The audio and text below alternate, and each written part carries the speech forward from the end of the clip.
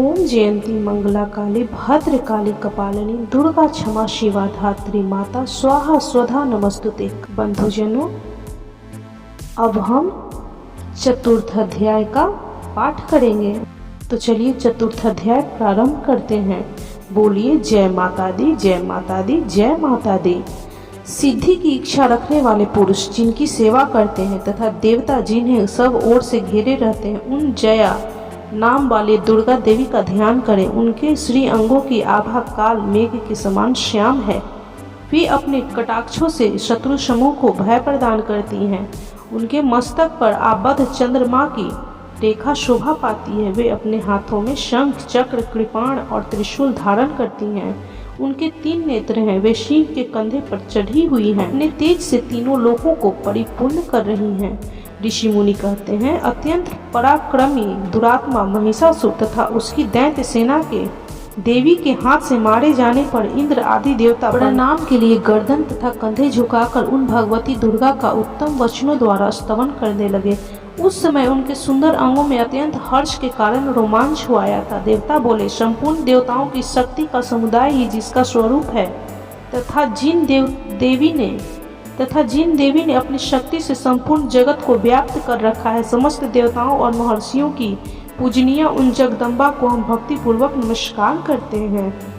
हम लोगों का कल्याण करें। जिनके अनुपम प्रभाव और बल का वर्णन करने में भगवान शेषनाग, ब्रह्मा जी तथा महादेव जी भी समर्थ नहीं है। वे भगवती चंडिका संपूर्ण जगत का पालन एवं अशुभ भय का नाश करने का विचार करे। जो पुण्यात्माओं के घरों में स्वयं ही लक्ष्मी रूप से, पापियों के यहाँ दरिद्रता रूप में, शुद्ध अंतः करने वाले पुरुषों के हृदय में बुद्धि रूप से, सत्पुरुषों में श्रद्धा रूप से तथा कुलीन मनुष्यों में लज्जा रूप से निवास करती हैं, उन आप भगवती दुर्गा को हम नमस्कार करते हैं। देवी, आप संपूर्ण विश्व का पालन कीजिए। देवी, आपके इन अचिंत्य रूप का, असुरों का नाश करने वाली भारी पराक्रम का तथा समस्त देवताओं और दैत्यों के समक्ष युद्ध में प्रकट किए हुए आपके अद्भुत चरित्रों का हम किस प्रकार वर्णन करें। आप संपूर्ण जगत की उत्पत्ति में कारण हैं। आप में सत्व गुण, रजोगुण और तमोगुण, ये तीनों गुण मौजूद हैं, तो भी दोषों के साथ है आपका संसर्ग नहीं जान पड़ता। भगवान विष्णु और महादेव जी आदि देवता भी आपका पार नहीं पाते।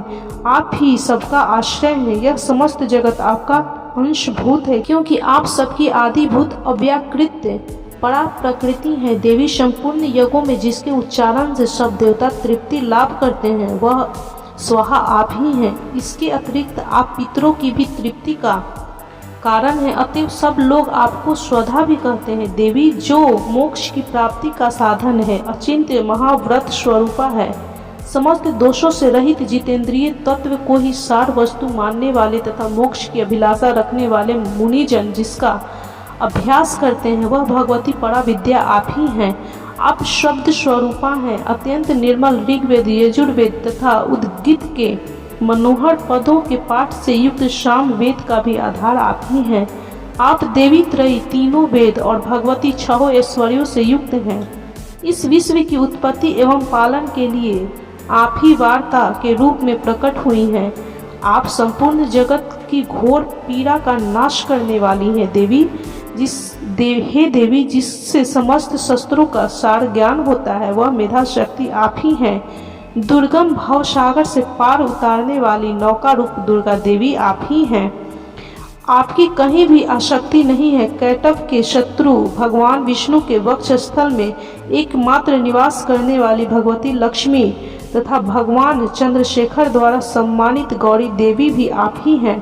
आपका मुख मंद मुस्कान से सुशोभित है।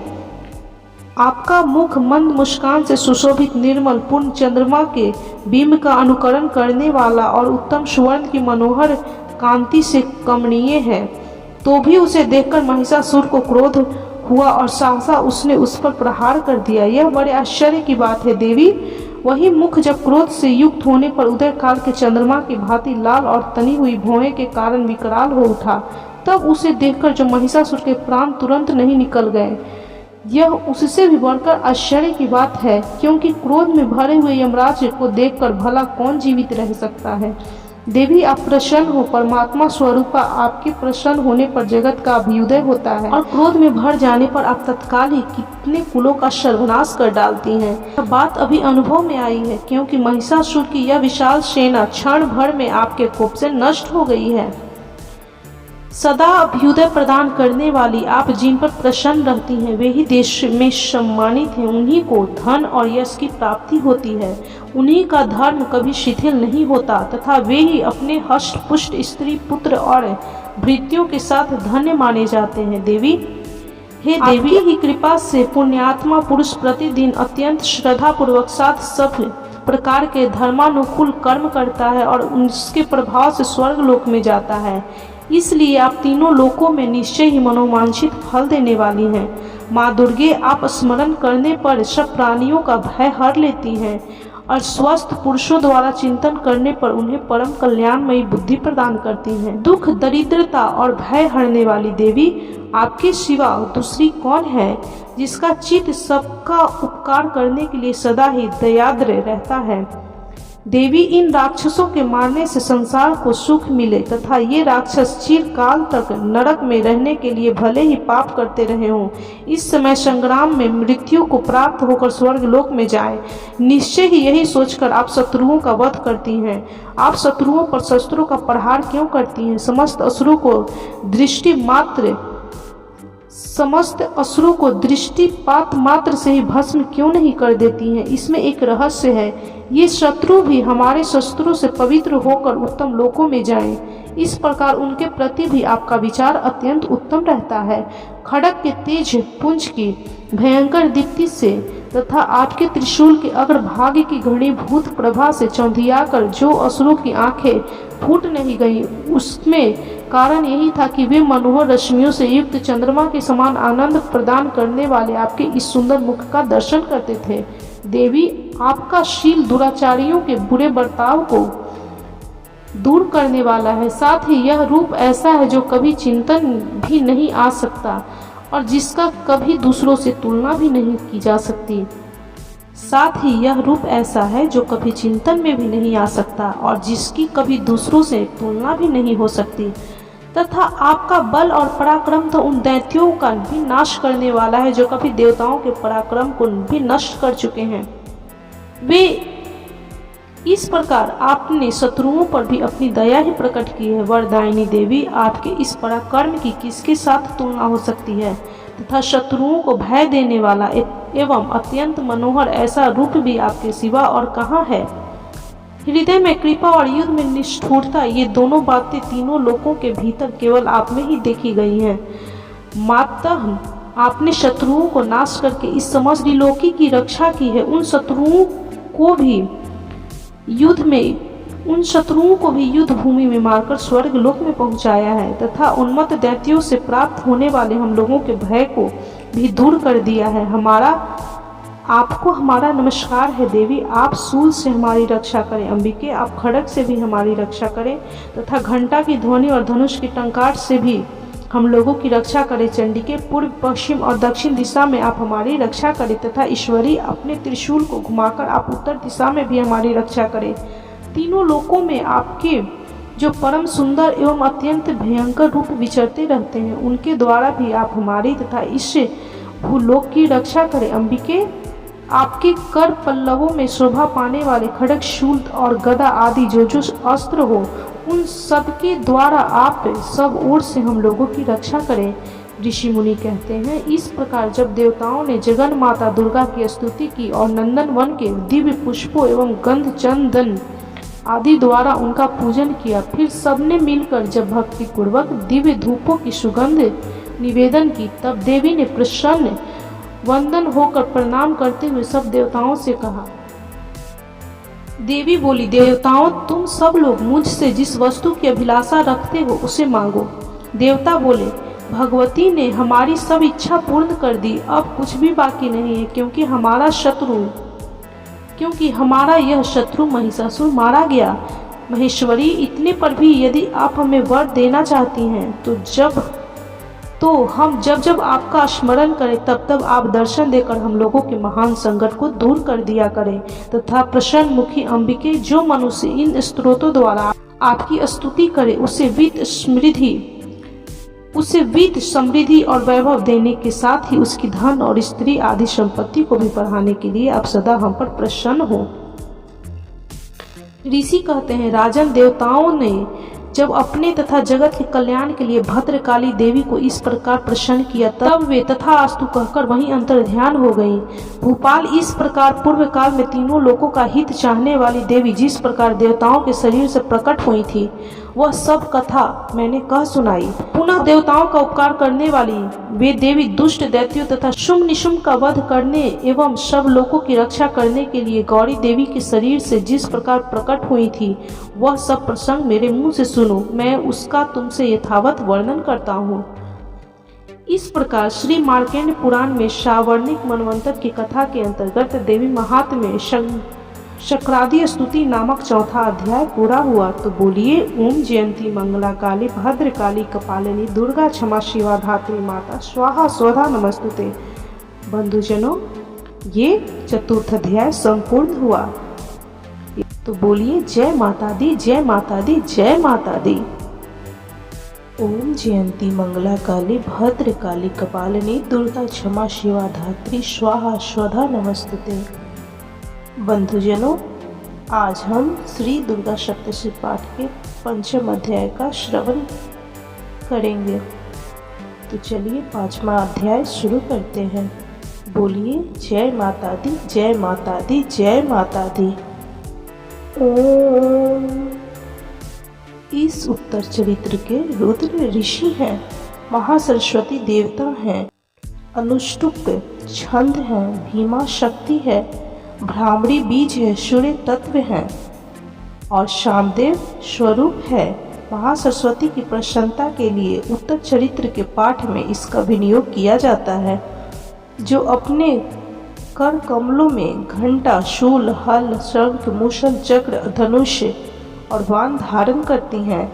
शरद ऋतु के शोभा संपन्न चंद्रमा के समान जिनकी मनोहर कांति है, जो तीनों लोकों की आधारभूता और शुंभ आदि दैत्यों का नाश करने वाली हैं, तथा गौरी के शरीर से जिनका प्रकट्य हुआ है, उन महासरस्वती देवी को मैं निरंतर भजन करता हूँ। ऋषि कहते हैं, पूर्व काल में शुंभ निशुंभ नामक असुरों ने अपने बल के घमंड में आकर शचीपति इंद्र के हाथ से तीनों लोकों का राज्य और यज्ञ भाग छीन लिए। वे ही दोनों सूर्य, चंद्रमा, कुबेर, यम और वरुण के अधिकार का भी उपयोग करने लगे। वायु और अग्नि का कार्य भी वही करने लगे। उन दोनों ने सब देवताओं को अपमानित, राज्यभ्रष्ट, पराजित तथा अधिकारहीन करके स्वर्ग से निकाल दिया।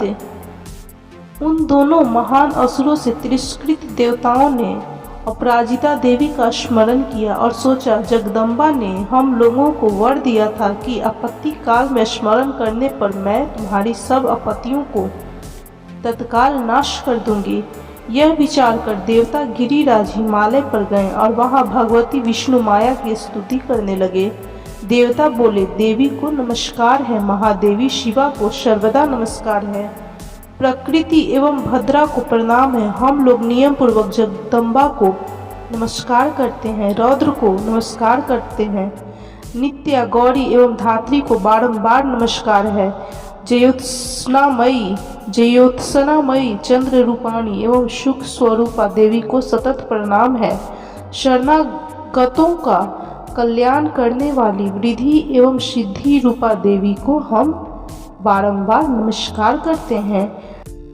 नैऋति राक्षसों की लक्ष्मी, राज्यों की लक्ष्मी तथा सवर्णी शिव पत्नी स्वरूपा आप जगदम्बा को बारंबार प्रणाम है। दुर्गा, दुर्गपारा, दुर्गम संकट से पार उतारने वाली, सारा सबकी सारभूता, सर्वकारिणी ख्याति कृष्णा और ध्रुमा देवी को सर्वदा नमस्कार है। अत्यंत सौम्य तथा अत्यंत रौद्र रूपा देवी को हम नमस्कार करते हैं, उन्हें हमारा बारंबार प्रणाम है। जगत की आधारभूता कृति देवी को बारंबार नमस्कार है। जो देवी सब प्राणियों में विष्णु माया के नाम से कही जाती हैं, उनको नमस्कार, उनको नमस्कार, उनको बारंबार नमस्कार है। जो देवी सब प्राणियों में वृत्ति रूप से स्थित हैं, उनको नमस्कार, उनको नमस्कार, उनको बारंबार नमस्कार है। जो देवी सब प्राणियों में स्मृति रूप से स्थित है, जो देवी सब प्राणियों में स्मृति रूप से स्थित हैं, उनको नमस्कार, उनको नमस्कार, उनको बारंबार नमस्कार है। जो देवी सब प्राणियों में दया रूप से स्थित हैं, उनको नमस्कार है, उनको नमस्कार है, उनको बारंबार नमस्कार है। जो देवी सब प्राणियों में तुष्टि रूप से स्थित हैं, उनको नमस्कार, उनको नमस्कार, उनको बारंबार नमस्कार है। जो देवी सब प्राणियों में माता रूप से स्थित हैं, उनको नमस्कार, उनको नमस्कार, उनको बारंबार नमस्कार है। जो देवी सब प्राणियों में भ्रांति रूप से स्थित हैं, उनको नमस्कार, उनको नमस्कार, उनको बारंबार नमस्कार है। जो जीवों के इंद्रिय वर्ग की अधिष्ठात्री देवी एवं सब प्राणियों में सदा व्याप्त रहने वाली हैं, उन व्याप्त देवी को बारंबार नमस्कार है। जो देवी चैतन्य रूप से इस संपूर्ण जगत को व्याप्त करके स्थित हैं, उनको नमस्कार, उनको नमस्कार, उनको बारंबार नमस्कार है। पूर्व काल में अपने अभीष्ट की प्राप्ति होने से देवताओं ने जिनकी स्तुति की तथा देवराज इंद्र ने बहुत दिनों तक जिनका सेवन किया, वह कल्याण की साधना भूता ईश्वरी हमारा कल्याण और मंगल करें तथा सारी आपत्तियों का नाश कर डालें। उदंड दैत्यों से सताए हुए हम सभी देवता जिन परमेश्वरी को इस समय नमस्कार करते हैं तथा जो भक्ति से विनम्र पुरुषों द्वारा स्मरण की जाने पर तत्काल ही संपूर्ण विपत्तियों का नाश कर देती हैं, वे जगदम्बा हमारा संकट दूर करें। ऋषि कहते हैं, राजन, इस प्रकार जब देवता स्तुति कर रहे थे उस समय पार्वती देवी गंगा जी के जल में स्नान करने के लिए वहां आई। उन सुंदर भावों वाली भगवती ने देवताओं से पूछा, आप लोग यहाँ किसकी स्तुति करते हैं? तब उन्हीं के शरीर कोश से प्रकट हुई शिवा देवी बोली, शुम्भ दैत्य से तिरस्कृत और युद्ध में निशुम्भ से पराजित हुए यहाँ एकत्रित हुए ये समस्त देवता यह मेरी ही स्तुति कर रहे हैं। पार्वती जी के शरीर कोश से अंबिका का प्रादुर्भाव हुआ था, इसलिए वे समस्त लोकों में कौशिकी कही जाती हैं। कौशिकी के प्रकट होने के बाद पार्वती देवी का शरीर काले रंग का हो गया, अतः वे हिमालय पर रहने वाली कालिका देवी के नाम से विख्यात हुई। तदंतर शुम्भ निशुम्भ के भृत्य चंड मुंड वहां आए और उन्होंने परम मनोहर रूप धारण करने वाली अंबिका देवी को देखा। फिर वे शुम्भ के पास जाकर बोले, महाराज, एक अत्यंत मनोहर स्त्री है जो अपनी दिव्य कांति से हिमालय को प्रकाशित कर रही है। वैसा उत्तम रूप कहीं किसी ने भी नहीं देखा होगा। असुरेश्वर, पता लगाइए वह देवी कौन है और उसे ले लीजिए। स्त्रियों में तो वह रत्न है, उसका प्रत्येक अंग बहुत ही सुंदर है तथा वह अपने श्री अंगों की प्रभा से संपूर्ण दिशाओं में प्रकाश फैला रही है। दैत्यराज, अभी वह हिमालय पर ही मौजूद है, आप उसे देख सकते हैं। प्रभु तीनों लोकों में मणि पर ही मौजूद है, आप उसे देख सकते हैं। प्रभु तीनों लोकों में मणि, हाथी और घोड़े आदि जितने भी रत्न हैं, वे सब इस समय आपके घर में शोभा पाते हैं। हाथियों में रत्नभूत एरावत, यह परिजात का वृक्ष और यह ऊंचे श्रवा घोड़ा, यह सब आपने इंद्र से ले लिया है। हंसों से जूता हुआ यह विमान भी आपके आंगन में शोभा पाता है। यह रत्नभूत अद्भुत विमान जो पहले ब्रह्मा जी के पास था, अब आपके यहाँ लाया गया है। यह महापद्म नामक निधि आप कुबेर से छीन लाए हैं। समुद्र ने भी आपको किंजलिकनी नामक माला भेंट की है जो केशरों से सुशोभित है और जिसके कमल कभी कुमलाते नहीं हैं। सुवर्ण की वर्षा करने वाला वरुण का छत्र भी आपके घर में शोभा पाता है तथा यह श्रेष्ठ रथ जो पहले प्रजापति के अधिकार में था, अब आपके पास मौजूद है। दैतेश्वर, मृत्यु की उत्क्रांतिदा नाम वाली शक्ति भी आपने छीन ली है तथा वरुण का पाश और समुद्र में होने वाले सब प्रकार के रत्न आपके भाई निशुम्भ के अधिकार में है।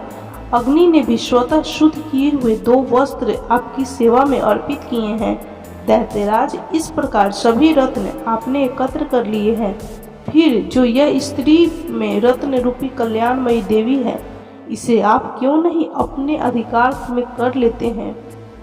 ऋषि कहते हैं, चंडमुंड का यह वचन सुनकर शुंभ ने महादैत्य सुग्रीव को दूत बनाकर देवी के पास भेजा और कहा, तुम मेरी आज्ञा से उसके सामने ये बातें कहना और ऐसा उपाय करना जिससे प्रसन्न होकर वह शीघ्र ही यहाँ आ जाए। वह दूत पर्वत के अत्यंत रमणीय प्रदेश में जहाँ देवी मौजूद थी गया और मधुर वाणी में कोमल वचन बोला। दूत बोला, देवी दैत्यराज शुंभ इस समय तीनों लोकों के परमेश्वर हैं। मैं उन्हीं का भेजा हुआ दूत हूँ और यहाँ तुम्हारे ही पास आया हूँ। उनकी आज्ञा सदा सब देवता एक स्वर में से मानते हैं, कोई इसका उल्लंघन नहीं कर सकता। वे संपूर्ण देवताओं को परास्त कर चुके हैं। उन्होंने तुम्हारे लिए जो संदेश दिया है उसे सुनो। संपूर्ण त्रिलोकी मेरे अधिकार में है, देवता भी मेरी आज्ञा के अधीन चलते हैं। संपूर्ण यज्ञों के भागों को मैं ही पृथक पृथक भोगता हूँ। तीनों लोकों में जितने श्रेष्ठ रत्न हैं वे सब मेरे अधिकार में है। देवराज इंद्र का वाहन ऐरावत जो हाथियों में रत्न के समान है मैंने छीन लिया है। क्षीर सागर का मंथन करने से जो अश्व रत्न उच्च श्रवा प्रकट हुआ था उसे देवताओं ने मेरे पैरों पर पकड़कर समर्पित किया है। सुंदरी, उनके सिवा और भी जितने रत्नभूत पदार्थ देवताओं, गंधर्वों और नागों के पास थे वे सब मेरे ही पास आ गए हैं। देवी, हम लोग तुम्हें संसार की स्त्रियों में रत्न मानते हैं, अतः तुम हमारे पास आ जाओ, क्योंकि रत्नों का उपभोग करने वाले हम ही हैं। चंचल कटाक्षों वाली सुंदरी, तुम मेरी या मेरे भाई महापराक्रमी निशुंभ की सेवा में आ जाओ, क्योंकि तुम रत्न स्वरूपा हो। मेरा वर्ण करने से तुम्हें तुलना रहित महान ऐश्वर्य की प्राप्ति होगी। अपनी बुद्धि से यह विचार कर तुम मेरी पत्नी बन जाओ। ऋषि कहते हैं, दूतों के यूं कहने पर कल्याणमयी भगवती दुर्गा देवी जो इस जगत को धारण करती हैं मन ही मन गंभीर भाव से मुस्कुराई और इस प्रकार बोली। देवी ने कहा, दूत, तुमने सत्य कहा है, इसमें तनिक भी मिथ्या नहीं है। शुंभ तीनों लोकों का स्वामी है और निशुंभ भी उसी के समान पराक्रमी है, किंतु इस विषय में मैंने जो प्रतिज्ञा कर ली है उसे मिथ्या कैसे करूं? मैंने अपनी अल्प बुद्धि के कारण पहले से जो प्रतिज्ञा कर रखी है उसे सुनो। जो मुझे संग्राम में जीत लेगा, जो मेरे अभिमान को चूर्ण कर देगा और तथा संसार में जो मेरे समान बलवान होगा वही मेरा स्वामी होगा। इसलिए शुंभ अथवा महादैत्य निशुंभ स्वयं ही यहाँ पधारे और मुझे जीतकर शीघ्र ही मेरा पाणी ग्रहण कर ले। इसमें विलंब की क्या आवश्यकता है? दूत बोला, देवी, तुम घमंड में भरी हो, मेरे सामने ऐसी बातें न करो। तीनों लोकों में कौन ऐसा पुरुष है जो शुंभ निशुंभ के सामने खड़ा हो सके? देवी, अन्य दैत्यों के सामने भी सारे देवता युद्ध में नहीं ठहर सकते, फिर तुम अकेली स्त्री होकर कैसे ठहर सकती हो? इन शुंभ आदि दैत्यों के सामने इंद्र आदि सब देवता भी युद्ध में खड़े नहीं हुए, उनके सामने तुम स्त्री होकर कैसे जाओगी? इसलिए तुम मेरे ही कहने से शुंभ निशुंभ के पास चली चलो। ऐसा करने से तुम्हारे गौरव की रक्षा होगी, अन्यथा जब वे केस पकड़कर घसीटेंगे तब तुम्हें अपनी प्रतिष्ठा खोकर जाना पड़ेगा। देवी ने कहा, तुम्हारा कहना ठीक है, शुंभ बलवान है और निशुंभ भी बड़े पराक्रमी हैं, किंतु क्या करूं, मैंने पहले बिना सोचे समझे प्रतिज्ञा कर ली है, अतः अब तुम जाओ। मैंने तुमसे जो कुछ कहा है वह सब दैत्यराज से आदर पूर्वक कहना, फिर भी जो उचित जान पड़े करे। इस प्रकार श्री मार्कंडेय पुराण में श्रावणिक मनवंतरी कथा के अंतर्गत देवी महात्म्य में देवी दूत संवाद नामक 5वां अध्याय पूरा हुआ। तो बोलिए, ओम जयंती मंगला काली भद्र काली कपालिनी दुर्गा क्षमा शिवा धात्री स्वाहा स्वधा नमस्तुते। बंधुजनों, और यदि यह वीडियो अच्छा लगा हो तो कृपया लाइक कीजिए, शेयर कीजिए और चैनल को सब्सक्राइब करना बिल्कुल भी ना भूलें। तो बोलिए, जय माता दी, जय माता दी, जय माता दी।